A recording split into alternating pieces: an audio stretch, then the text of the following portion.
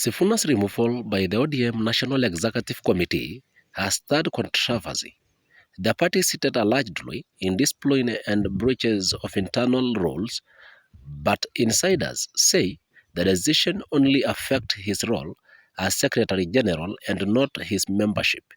This has left supporters and party watchers divided, sparking debates on loyalty, leadership, and the direction of ODM. Political analysts say Sifuna's statement is a bold move, emphasizing his influence in Nairobi and among young leaders. Even outside the Secretary General position, Sifuna's voice carries weight. His attendance at the NDC could shift discussion and strategic decision within the party. As the Secretary General, neither have I been invited to respond to any complaints in and out of the party on any matter that would constitute grounds for removal of a Secretary General. Consequently, no lawful organ of the party has invited me to any hearing.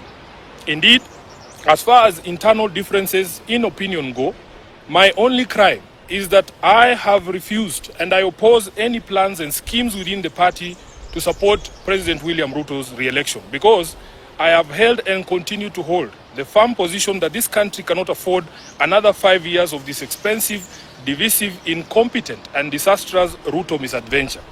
Kleptocracy is not a philosophy that an entire nation can give a second chance. This month marks the beginning of my 9th year as SG of ODM. I am the longest serving individual in that position. To serve that long at the feet of the enigmatic Raila Odinga needed one to summon all reservoirs of wisdom from all possible sources, but most importantly, to remain a true and loyal student of the great icon. Even in the current circumstances, I would never betray the ideals and principles of my late party leader. I have served this party with loyalty, diligence, and unwavering commitment because I had a leader in Raila who nurtured young people and young leaders and knew how to bring competing interests and egos into one functional movement.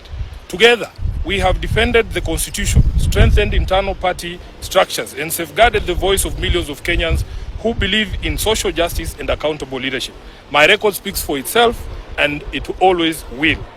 It is in public domain that my opposition to the party's dalliance with Ruto started long before the Right Honorable Raila passed on. He understood my reasons and accommodated them. It is also a known fact that regardless of what political deals Raila struck with different regimes, he would never have allowed his beloved party to be turned into a mere appendage of State House, where decisions are rubber-stamped after instructions are received from the regime. It is painful to note that sections of the party continue to desecrate the legacy and memory of Raila by turning this party into a theater of the illegal. Just last week, on 3rd February, a Gazette notice was released purporting to legitimize the recent changes in party leadership, with the rider asking for public input within 7 days, even though the stated date had lapsed by 3 weeks. Essentially, those who now purport to run the party are aware that, for instance, the new party leader was installed unprocedurally and unconstitutionally. These shortcuts and illegal edicts reflect the bad manners that progressive institutions and individuals pick up as soon as they get cozy with William Ruto. I leave it to the party members to judge if this really is the path that the Right Honorable Raila Odinga had set for us. Just 4 months after his death, we can all agree that Raila must be turning in his grave.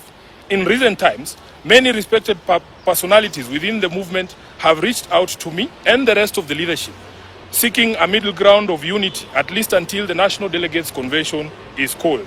I may not mention all of them, but the party trustees, and they know themselves, as well as Mama Ida Odinga and Her Excellency Ruth Odinga, the women representative for Kisumu, among others, have worked tirelessly to try and unite the party and renew the spirit of Raila in the party.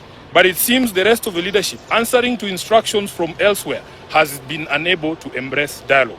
I want to assure our members across the country that this is not about positions. It is about principle. It is about protecting the integrity of our party. It is about ensuring that ODM remains a democratic institution governed by rules and not by impulses. And whatever actions I take from here, obviously after wide consultations, I will do so with my head held high, knowing full well that I have never once let down my leader, the Right Honorable Raila Odinga, or the members of this party who are its backbone. As I said in Busia, Raila did not raise cowards. He did not teach us to run away from hardship or challenges, but to confront them head on. Our party constitution places a responsibility on us to fight for ODM. And fight we shall. Through all lawful means, we shall fight for this great institution until the very end. We will challenge every illegality in the courts of law and in the court of public opinion. Surrender is not an option for us. I urge our members to remain calm, steadfast, and committed to the ideals that brought us together. ODM is bigger than any individual, and it must remain anchored in justice, transparency, and respect for its own constitution. Even as we confront the spectacle of stagnation against progress and liberal versus conservative clashes in our politics, we shouldn't fall for the allure of easy largesse and cheap promises made to the electorate for the sole purpose of perpetuating the age-old slavery visited on citizens of this nation by a regime lacking in legitimacy. I remain a loyal member and the duly elected Secretary General of the ODM party. I remain committed to the struggle for a fair, just and democratic Kenya. As I navigate this period, I ask for your prayers and goodwill, but most importantly, for all of you to remain vigilant in guarding the freedoms that Raila Odinga taught us never to compromise over. We are the generation that will reach Canaan, as envisaged by the late Raila Amolo Odinga. Nothing will distract us from this endeavor.